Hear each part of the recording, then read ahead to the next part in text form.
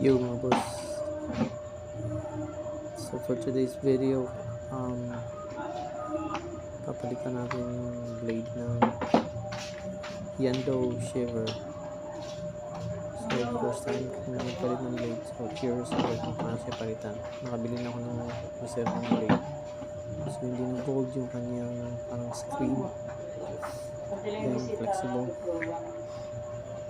So magkasabay pala yan sa blade at saka yung screen na yan, para sila.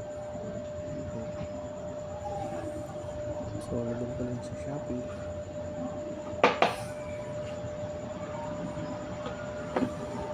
So sa mga bago sa aking channel na was, kung okay lang, follow nyo ba ako.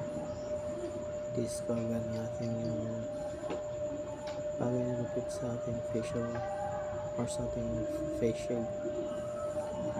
So yan, binalik ko na lang yan dyan. So by the way mga boss, panoorin nyo na lang tong video. Mabilis lang pala siyang palitan.